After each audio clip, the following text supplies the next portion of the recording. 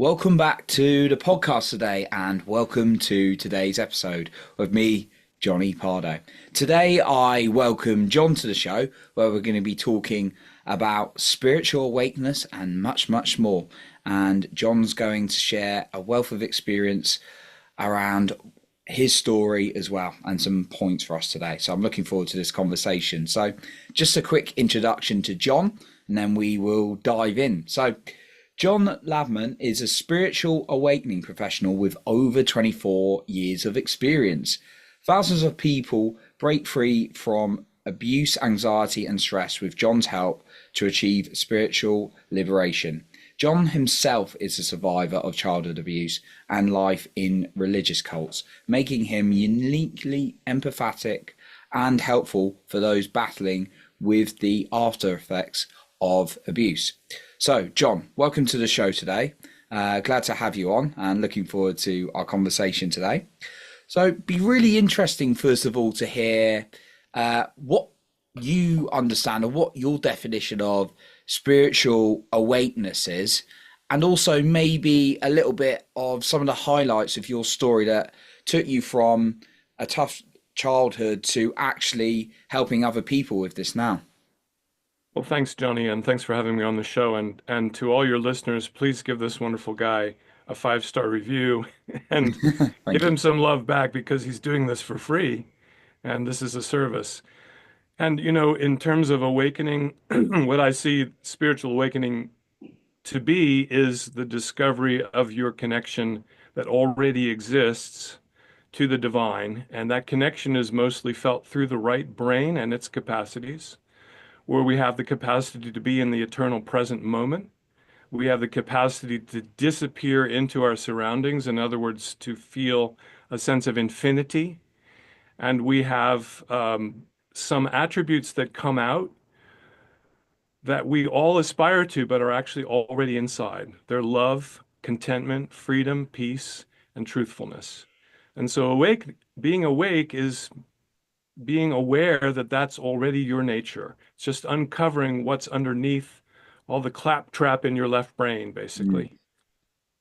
Ah, And in terms of history, so very briefly, because I'm almost 70, I grew up with sexual abuse at home, bullying at school, and that led to trying to escape from my situation by winning a scholarship to international school in the south of Wales, where I was for 2 years from 1971 to 73.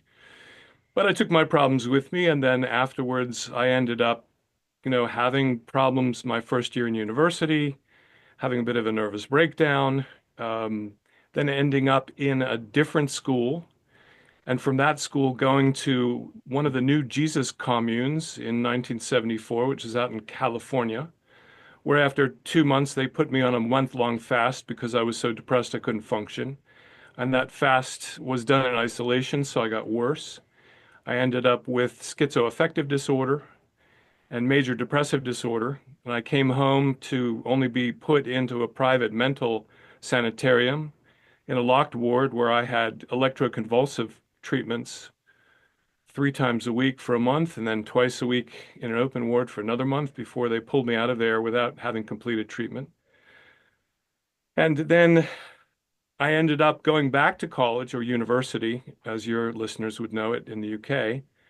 And from there, I ended up moving into a community that was part of the denomination that my school was part of. But that community broke off from the church and became a cult. And over a number of years, even though we were all there to serve God, we were told that we were told things like we're doubly damned to hell and we're quite twice as bad as Hitler. And in the last year, somebody tried to burn the church down, and we were all told that it was our fault. We were hiding some kind of secret sin.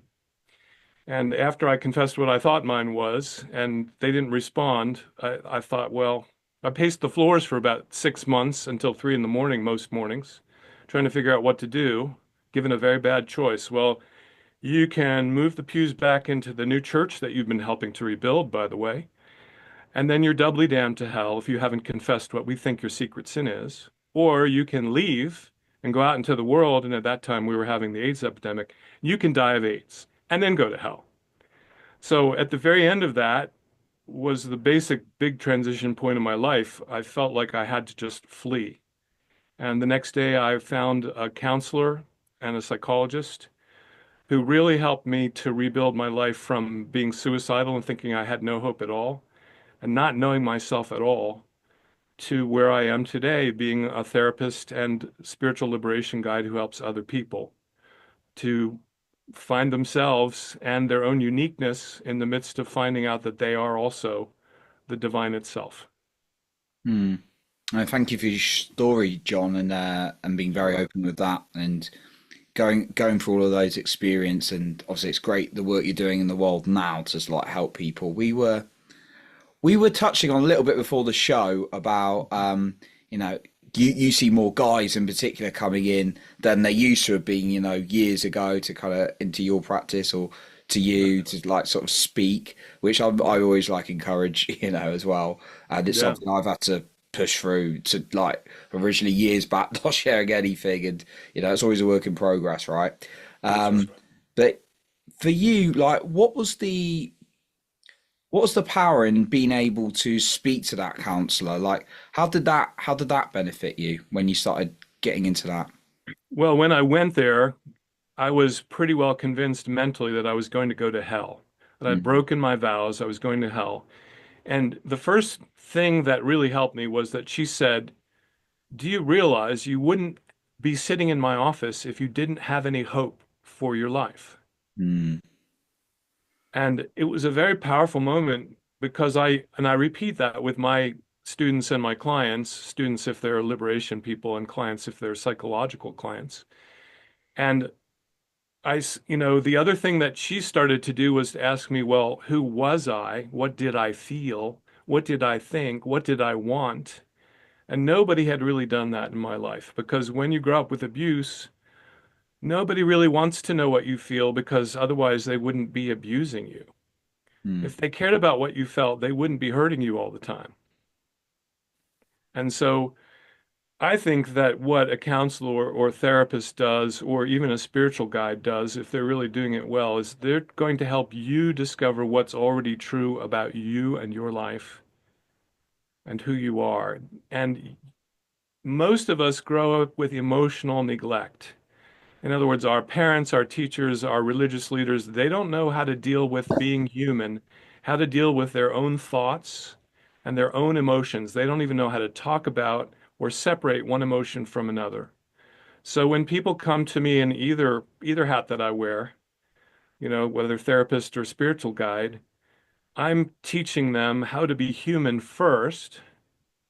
How mm, do you deal with all these thoughts that you have? Do you realize that most of them are false? Most everything that generates in your brain is generating automatically. There's not a little Johnny in there cranking it out, right? The audience isn't in there, pressing the button on the Xerox machine to copy those thoughts into existence, mm, right? So a lot of those thoughts are false, and anything that we speak as a falsehood registers physiologically on a lie detector machine.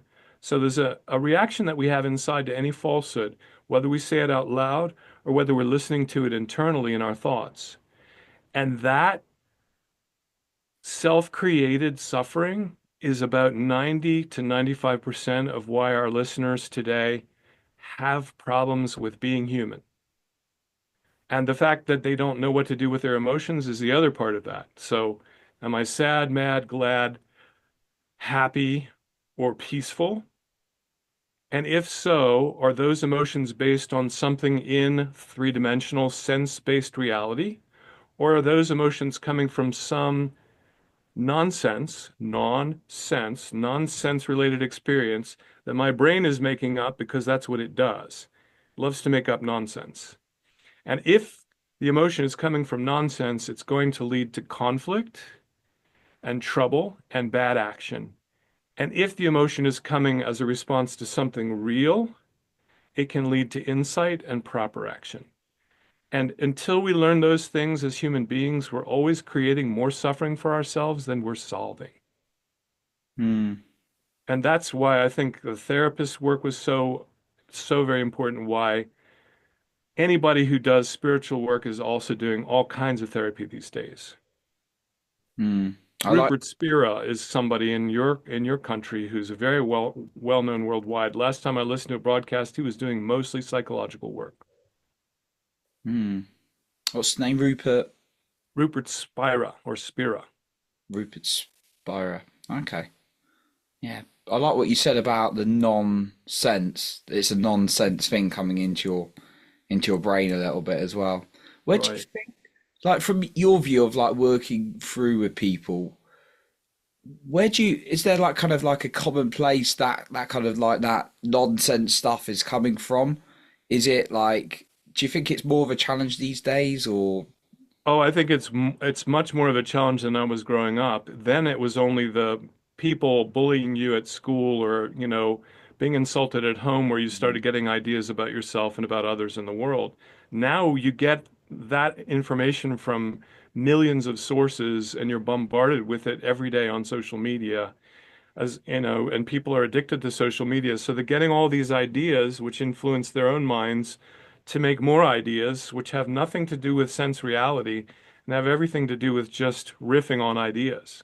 And, this used to be the symbol for crazy. So that makes us crazy. Hmm. How And it do is worse than before. Yes. hmm.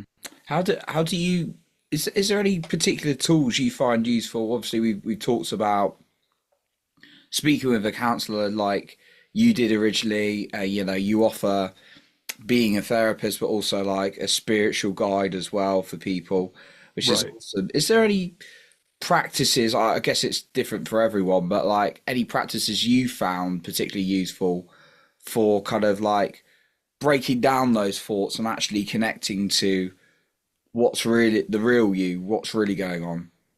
Yes. And the most effective thing in psychology is called cognitive behavioral therapy. Mm, And yeah. there is in spiritual literature somebody who's written a book called Loving What Is, Mm, which is a basic primer on how to challenge your thoughts. So I took that book and I adapted it and I said, okay, I see that all of us, have three basic categories of thought. We have thoughts about ourself. Think of it as a three-ring circus. Thoughts about myself in my first circle or first ring of my circus, mm, thoughts about others in the middle, and thoughts about the future. mm, And when we start noticing what thoughts are actually going through our heads and asking the simple question, can I absolutely know that thought is absolutely true? What you'll find out is that, mm, again, 90 to 99% of the thoughts generating in your head are false. That you can't prove that they're absolutely true. And when they're false, they generally bring negative emotion with them. Sad, mad, scared. And so the first place that I start with people, because that's where we all live, we live in this world of nonsense, this world of abstract thinking, which is very useful in some ways, but for us to apply to ourselves is often really destructive. So I start challenging people, especially trauma survivors. mm, All right, start noticing what you think. Start noticing how catastrophic your thoughts are about yourself. I'm a loser. Usually that's, or I'm wicked, or I'm bad, or I'm wrong, especially trauma survivors. They always blame themselves for being traumatized. Then, okay, now what are my thoughts about others? That they're going to dislike me. And what are they going to think about me? They're going to think the same bad things about me that I think about myself. I'm going to take my thoughts about myself and stick them into the heads of everybody that I meet. And I'm going to be afraid of their judgment, and I'm going to think that their judgment is the same as that which I judge myself with. And mm, then look at my thoughts about the future. They're almost always catastrophic, and the news sells us catastrophe every day. They make us afraid because when we're afraid, we buy things. Simple psychology, mm, Michael Moore in Bowling from Columbine taught me that about 25 years ago. mm, So you have within you the power to start to challenge your own thoughts and to realize that you are not the voice in your head that calls itself I or me or Johnny or John in this case, mm, or whatever your audience's names are. You're not that little voice. That's a tiny part of who you are. That's like trying to put the ocean in a glass of water, that little voice in its words about you. No, man, you're the whole ocean. You're connected to the divine. You're infinity and eternity in this little human body. So challenging thoughts is the first easiest way for people to start. Mm. Just saying, is that absolutely true? Can that be absolutely true? And asking that questions as they float by. Right. And realizing it's if it isn't absolutely true, if it's possibly true, or it might be true, or I wish it were true, or God, I hope it's not true. None of that is the truth. All of that will lead to negative emotion, and that negative emotion gets us more upset and pulls us out of our calm right brain and puts us into frantic left brain, into sympathetic nervous system land, which is like fight or flight land. Hmm. And yeah, although the feeling, I do quite a lot of I'm a breathwork facilitator as well, so I do quite a lot of work through the body and then moving through that system. And it's crazy the amount when I first started doing that the body's carrying from that sympathetic response that's come from that from some of those thoughts as well. It's insane when you breathe it out and go deep into it. Yeah, I did rebirthing breathing in the 1980s Mm, with some Eastern teachers that I worked with then. We did some, day-long breathwork sessions. mm, So really, really powerful. But, I think that you're probably gentler nowadays than they were in those days. It was mm, pretty intense, you know. But that's very effective work. So that's another practice that you can do is any kind of breath work that you do that gets the parasympathetic nervous system, the one that causes you to relax and calm down mm, and digest and rest. Anything that gets that moving mm. is going to help with this whole process of feeling better and waking up. Mm. Yeah. Meditation is another thing that I teach almost everybody. Mindfulness practice, which is sort of meditation without sitting down, is another thing that I teach everybody. It's very, and people are doing it. If you go fishing or hunting, or you go rowing, right, or you're sewing or knitting or cooking, and you're just doing what you're doing, that's already mindfulness practice. People are doing this and they don't realize that they're doing it already. Mm.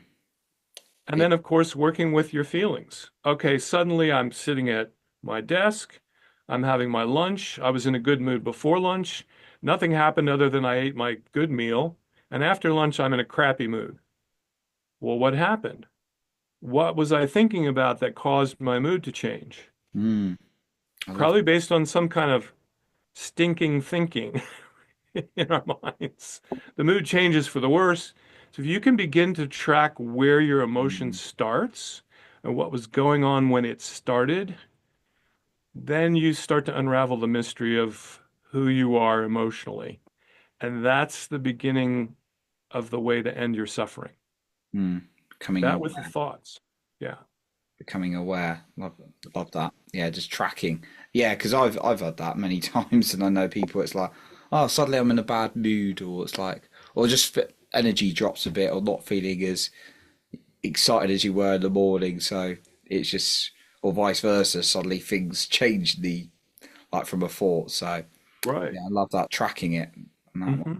I wanted to touch a little bit on just kind of on like stress and anxiety and sort of like exhaustion, which a lot of I've certainly felt it myself, but I know lots of people come to talk to me about like, oh, they go through some of these things because it's like work, work, work, hustle, hustle, hustle, and we live in a very kind of like busy world here in the UK, and I've got lots of connections to the US. I think it's very similar. It's very seems very similar from what they say. Very kind of like this fast pace as well.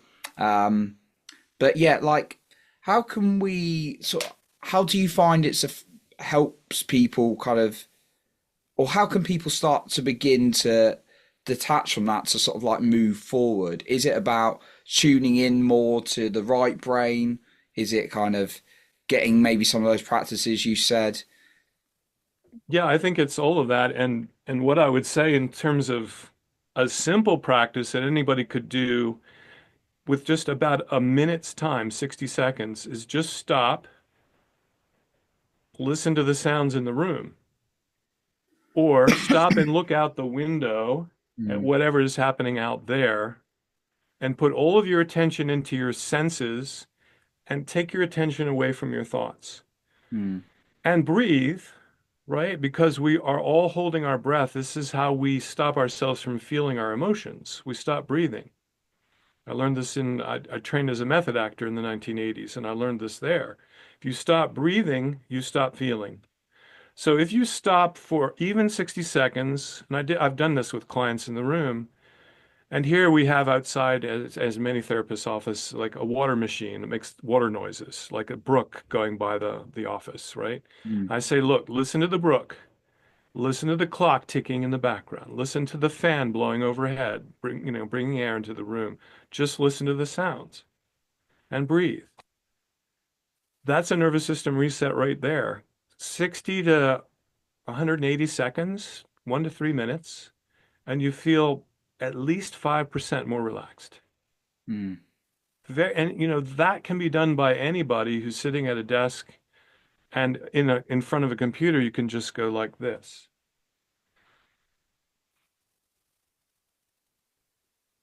And rather than picking up the phone and getting more adrenaline and getting more dopamine, mm, put the phone down and tune into your senses. This is where reality interacts with us, mm, not up here.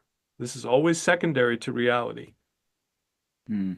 And That's so that contact with your senses will calm you down right away, within a minute. mm, like that, the mindfulness practice, and again, just like connecting with where you are. Because, yeah, again, like, I know a lot of us are like, again, like, we're all human, we're all guilty of this, but like, we try and distract ourselves. I certainly find I've done that many times in my life, like, and it's Mhm. usually the classic, the phone, right? It's the Oh, yeah. checking the phone, right? So, yeah, like, for anyone who's kind of like distracting themselves, is that kind of what you would kind of guide them to do? Maybe just tune into their body and what's going on rather than the automated. Because I know for me personally, just I can't speak for everyone, but it was very much unconsciously about getting away from feelings, like whether it's like boredom or it's stress or something. It just be like, right, get away, rather than actually tuning into what was going on. That's exactly right. So distraction is one of the first defenses that we learn as infants. When we're crying, our parents dangle some shiny, colorful object in front of us to distract us, or they give us something to eat or drink. Mm, So distraction is a low-level way of dealing with stress. And a higher level way is to just realize that most of the stress is coming from nonsense, in other words, thought. And this is just everybody else's thought. So why is it any better than yours? It's not. And you go back to my sense-oriented self, which is what meditation is all about. Practice is always about sensing your breath, by mm, the way. Speaking of breath work, right? So it's very simple. What I've found in 50 years of pursuing spiritual awakening and enlightenment, getting better and God and all of that, and psychological health for myself, it's very simple. People can make it very complicated because they'll make lots of money from that. mm, But the simplest tools, the easiest ones to understand, are the ones that work the best. Breathing, meditating, which costs nothing to do, being mindful, washing the dishes like you're actually there and you care. mm, That kind of stuff, very simple to do. And that's ultimately what the enlightenment process is all about. Can I be sensing the present moment without the left brain's limitations put on it? mm, If I don't put any words on the world and I walk outside, which I do often, and look at the sky, I feel like I'm disappearing into the sky. And I bet your listeners have had that experience, that disappearing into the ocean or into a lake or into a mountain scene or into the sky. You have an experience of infinity there and you're not noticing it because your mind is labeling it, oh, the sky is gray today and I hate that. And there are too many birds in the sky and they're going to poop on my head and, whatever else that's going on. But your mind is taking away all of that actual felt spiritual experience. mm. So take it back.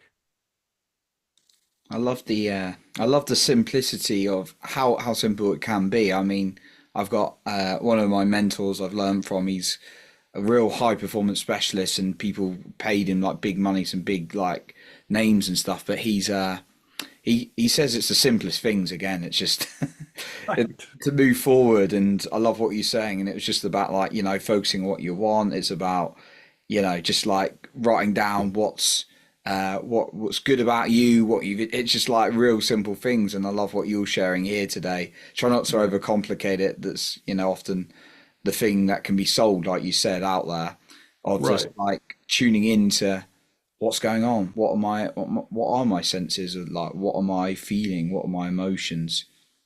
Right. We are using the distraction often to get away from the sense-oriented feelings in our body, part Mm, of which are our emotions. They're a subset of all the sense experience in the body. So mm, we use thought to just dissociate from our feelings and our physical sensations. And the feelings and physical sensations are where reality really happens. mm, And so, for me, I've decided to just try to summarize all this very simply. I wrote a book. It's the fourth book I've written called Being Human and Waking Up. mm, And it really just gives everybody the lessons that I've been talking about in a very simple way. I teach them how to meditate, how to be mindful, how to deal with all the categories of thought, including how to deal with the news coming at you, a lot of which is mm. bunk, right? Or Yeah, BS, yeah. or, what other impolite thing you want to call it, you know? And so we can do this very simply. Breath work obviously is something that you like and enjoy, and you see this simple reset in the body and how much better you feel just with breathing, Mm, right? So at the end, I'm going to let your listeners know how they can have a free copy of that book. But that's I don't have children, so that's going to be if there's a legacy that I can leave the world, it'll be what I've learned through pain and suffering and how that has been transmuted and transformed into something else for myself and can be for others in very simple ways. And mm, I've spent, hundreds of thousands of dollars going after the wrong things. So I'm trying to make it as simple as I can for the people that I work with to just stick with what's simple and works. mm. I love that. And the book sounds very exciting. We'll touch on that in a moment as well. So Okay. yeah, I wanted to ask you a little bit about going back to the distraction thing again. Obviously, Hmm. on there, like we talk about like moving away from like feeling and sensing. Hmm. Sometimes, we'll go through different experiences. Sometimes someone's got like something so intense that they're just trying to move away from it. It's like maybe it's like a feeling from like a breakup, or maybe it's a feeling from losing someone like recently, or Hmm. like in their life, or maybe a job or financial situation or something. They don't want to feel the impacts of it. What kind of guidance can you give that individual when actually they're just finding it very difficult to sit with themselves because some of the emotions are very, very intense? So I would say that the longer they repress the emotion, the Mm, bigger it gets. mm, That's the first thing to know. So that's a kind of a negative motivation to actually do this. Turn and look, what am I feeling? Can I just let myself feel it? Now, if I can't do it while I'm at work, can I go home and close the door and cry in my bedroom? I mean, guys cry all the time. Now, they cry in my office a lot because it's safe here mostly, but they cry all the time, but we're not supposed to, right? So, the best thing that you can do, listener, is give yourself time to go and feel what you're feeling mm, and privacy if you need privacy, or share it with somebody that you trust and let yourself have the feelings and actually give yourself more breath because you love breath work. That will allow you to feel more distinctly what you're feeling. And feeling it is necessary to heal it. mm, There's no healing without feeling what the emotion is. There's not even an ability to track, is this emotion useful or is it useless? mm, Is it totally unnecessary? Could I just drop paying attention to it? or do I need to pay attention to it? You can't do any of that unless you know that you're feeling something. Yeah. So if you're having a really hard time, let yourself have it. Emotion is energy in motion when it comes from the right source, when it comes from an actual event and a response. Your granny dies, you're sad, you want to do something in her memory because you loved her and she loved you, right? That grief is because of love, and that grief moves you. That's energy in motion to do something useful. It also gives you the insight of how deeply you loved Granny. Maybe you didn't realize it. Often people, when they lose someone, they regret not having spent more time with them, not having shown them how much they love them. Right? So you really are going to just have to go deeply into the feeling. That's the way to work with it. Mm, love that. Thank you, John. You're welcome. That's a great one. So, John, want to kind of share a little bit more as we come to an end, kind of share a little bit more about your book and also where people can find you if they want to find out, the listener can find out a little bit more about you or get in Okay. touch potentially.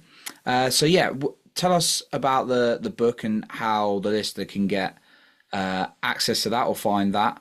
And Okay. also, obviously, to your links. And if there's maybe a final point you wanted to share or recap with us today, that'd be great to hear as well.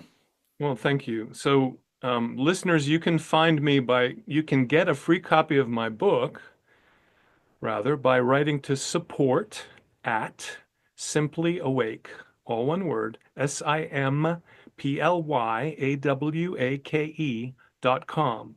So Yeah. if you write to support at simplyawake.com and just write human being in the subject, I will send you the book. I will also send you a link for a free 15-minute consult. And yes, I can do them in the UK. Just has to be late enough in your day and early enough in mine. And if you want to read more about me, simplyawake.com has everything you need and all the media links, which I won't go into right now. It's just one after another at this point. And is there a final point? Well, first of all, Johnny, thank you for having me on the show. And thank you for what you're doing. And listeners, please again, give Johnny some support, right? He's doing this actually from the depth of his heart and his love as a human being to give you an education that you don't get in school. And then the final point would be you are already the divine that you're seeking. The enlightenment that you seek, the liberation that you want is already inside of you. You don't have to go anywhere else for it. And if somebody tells you they'll give it to you if you give them money or if you give them, God forbid, but it happens, your body, or you give them your allegiance, or you give them your influence, don't work with them. Work with someone else. Mm, Your enlightened self is already waiting to be found inside of you. It's not even complicated. It just takes a little time to find it. mm. Great final points and shares, John. And once again, thank you for everything you've shared today and all the work you're doing. Appreciate you being on today. Thank you, Johnny. Thanks for having me. Thank you. So that concludes our episode for today. And remember to lead with your heart and not with fear.